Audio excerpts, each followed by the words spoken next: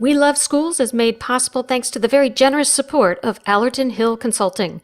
Learn more about Allerton Hill Consulting at www.allertonhillconsulting.com. Allerton Hill, where we connect schools and communities.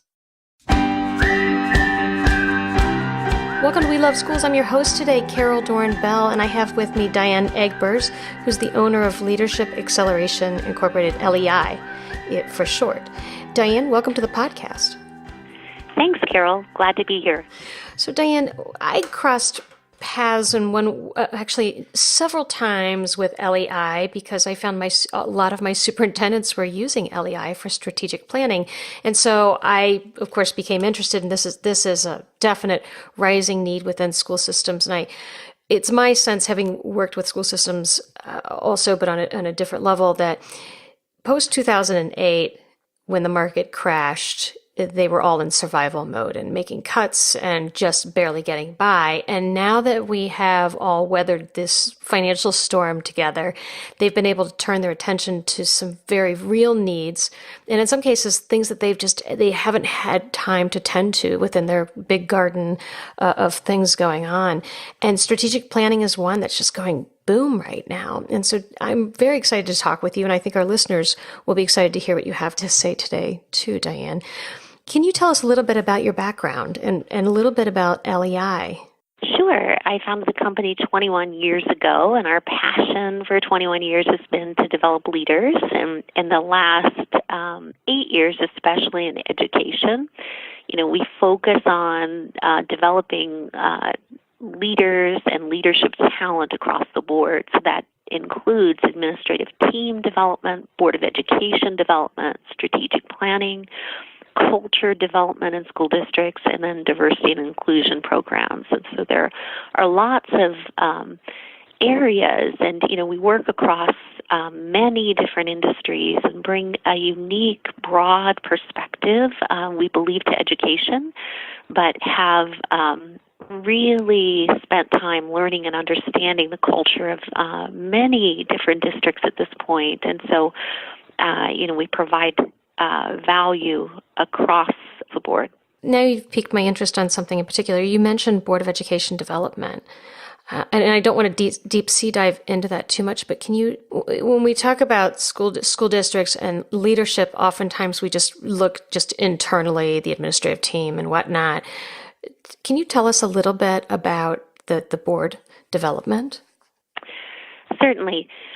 Our focus on board development is, it comes from years and years of developing not-for-profit boards as well as for-profit boards across many different industries. And so there is a component of the board development that we interview each member, really understand perspectives, where they're coming from, what they would like to see and achieve from the board's perspective, as well as members of the administrative team, sometimes even key constituents in the community, depending on what the board's identified needs are, and then help them take them through a process that gets them to a point that they're more efficient and more effective as a board in leadership of a district. Fantastic. I mean, that's one group that just cannot be left behind in all of this work. I agree. So, Diane, you do strategic planning. And so how is it that you go about strategic planning, and what comprises a well-crafted strategic plan? Yeah, and so a well-crafted strategic plan really begins, vitally, interestingly, with the interviews of the board of directors, with insights from the administrative team, and then all of the internal groups. So the internal analysis, includes staff, includes leaders. We also do an in-depth organizational capacity review because, as you were saying off the top of the conversation, Carole, most boards have not looked at their capacities since that 2008 to 2010 timeframe. And so part of being successful with strategic planning is having a very accurate sense of your current resources and capacity, and then building a plan from there. And so, of course, then there's a comprehensive external analysis that goes on, which is community focus groups, parent focus groups, and that's what we really love to do. You give us a team of parents who are invested in the school district and community members, and we just really love to see what delights them about a school district and what they, have hope for in the future. And so we gather all of that data and bring that back to the board and strategic planning team and go through some ideation and planning sessions to arrive at a comprehensive plan. Typically, it's a 6-year strategy with a 3-year refresh. And so we start with those vital 3-year objectives, 3-year growth indicators, and then 1-year goals. And Diane, what I can appreciate that you're bringing to the table too is, yes, you do this for school systems, but you also do it for other industries. And so you're bringing you're kind of bringing different things into the baking mix here. Can you talk a little bit about that? Yeah, part of the innovation is, we bring subject matter experts from many different places to talk to school districts. So, for example, one recently, some great work going on in higher ed around career development strategies, entrepreneurship. So we believe that, part of getting out of the box is truly inviting in voices and perspectives from many different places. I think, one of the most strategic opportunities for districts right now is to really partner in the community, to partner with businesses, to partner with universities. And so, just really opening that up is part of our process. And that, is what I dearly love, is bringing the innovation to the process. Fantastic. So let me ask you a question here. I love that you're bringing so many people to the table, and especially the community, because I'm a big believer that the school is, especially with public schools, that our schools belong to the public, and we have to reflect our public. And in bringing the community into the process, what does that look like? How extensive is that? What's that involved in? And maybe it's different for different clients, but that's a lot of work too. It is. It's work that pays off. Well, it pays off, but it's the most fun. I mean, to bring community members, they're just so happy to be asked, and they tend to have some great ideas. And so, so in each district, it's a bit different. So, some districts are, multiple communities together that they're representing. Other districts have a clear, kind of one high school on one side of the community, one high school on another. And so, we don't really approach any district in the same exact way. We really just try to learn about the dynamics of the community and then figure out how to structure the focus groups to really comprehensively represent the community. And so, and that's from a diversity standpoint, from a, we have children in the school and the community at large. There are just a lot of factors that go into, how we invite and ask, for community representation. And so spend a good amount of time with school administrators really determining that, to make sure when we go to then communicate the plan that we are certain we have a representative buy-in from, that district's community. That is hugely important. And when I talk to some of your clients that I know that use your services, that's the one thing that is so important to them, in the hierarchical chart, if I can get that word right. But it's so important to them because they're very aware. They want this to be owned by the community too.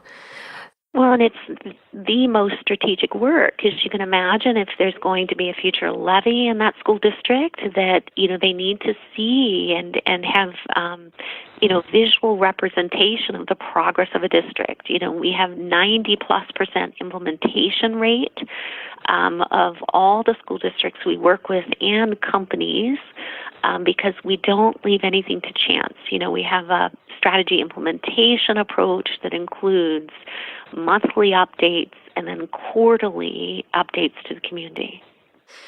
It's amazing, a 90% implementation rate. Well, let's back it up a little bit because I do want to get into some questions along those lines. But first, if I'm a district looking at strategic planning, how do you recommend that I begin to approach that? I think the first thing to consider is, your board of directors' current status and, their willingness to, consider a new plan that may involve some innovative new strategies, where you are with the leadership and administration of the district. Sometimes if you have a lot of new administrators at once, you may decide if that's perfect timing to create a plan to get momentum for the future. However, it may be a year that you really need to stabilize and create some leadership continuity. And so we just are always here and available, and we work with districts to really determine what is the best timing for planning. So when developing a strategic plan, what's a success look like? How do you know you've arrived? Yes, so after listening deeply to all stakeholder groups, we work with the strategic planning team and board, as well as the superintendent and administrators, to define vision, mission, values, establish the direction, with 3-year objectives, 1-year goals. We include, the things that will give uniquely a district their competitive advantage. Also, the results of the org capacity assessment help to prioritize and determine financial resources that will be needed. Communication strategies, sometimes we participate that on high levels. Other times we have partners like your organization that come in and take all of that. And then the strategy implementation and how they go about achieving goals. So there are multiple deliverables that we work with a district to ensure they achieve. What do you see for a school system as the greatest risk for succeeding with their strategic plan?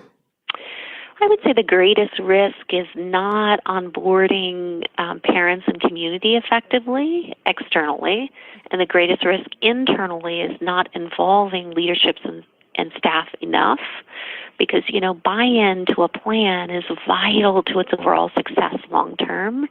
And so, they need to be adequately engaged at the right times and the right ways to make sure that the district then is set up with momentum for success.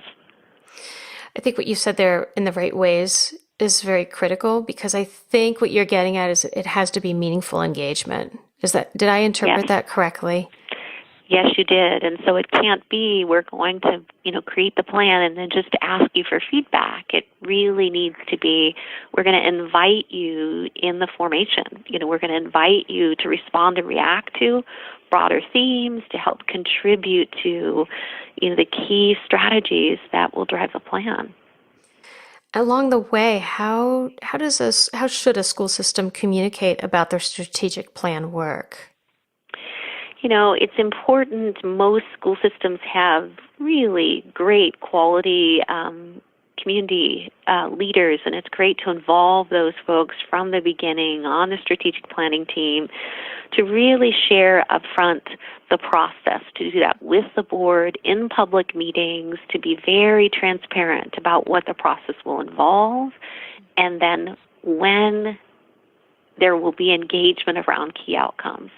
That's very important along the way. And I think for schools too, I know when I work with them and communicate, and thank you for being a good sport. I really threw that out there because I think it is such, as you've noted, a very important component as you go, but it's maintaining that constant drumbeat, but in a very relevant way as you go along, because we don't want to overwhelm people and also and be fragmented in our message, because then it makes it look like we're not organized, right?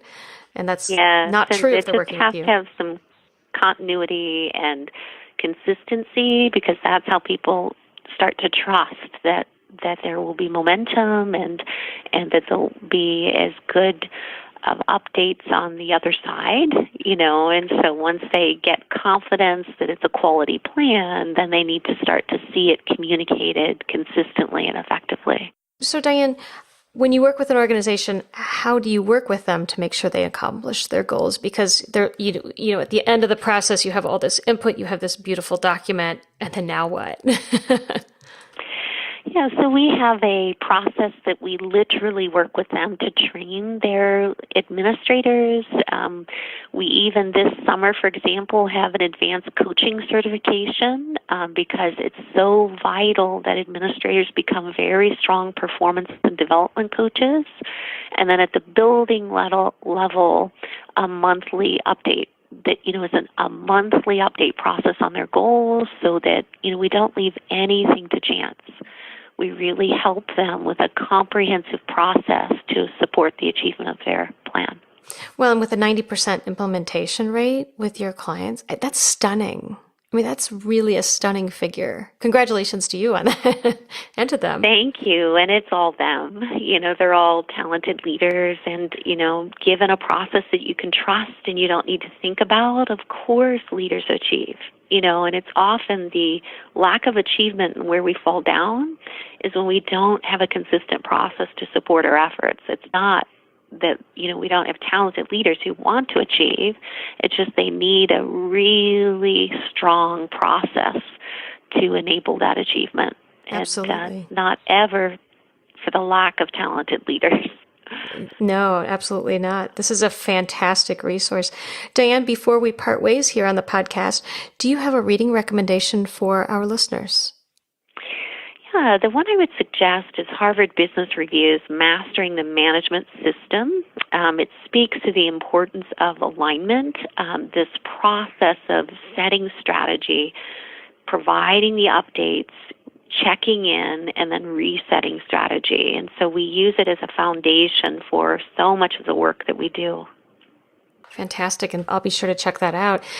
And for our listeners, LEI Consulting can be reached. They have a website. They're on social media, lei-consulting.com. And Diana, you have a Facebook, you have Instagram, all to that effect. And certainly if anybody needs to reach out to you, we will be sure to put all of the contact information into our show notes. I appreciate that, Carole, and thanks so much for the opportunity today. Absolutely. Thank you for sharing this. What you're doing, I see as very unique out there because it is so comprehensive, so in-depth, and so supported. And so it's really worth getting the word out about. Thank you, Diane, for joining us today. Thank you. Have a great day. Thank you. We Love Schools would like to thank Blackboard for their very generous support of this podcast. Find out more about Blackboard's innovative classroom and communication tools by visiting blackboard.com.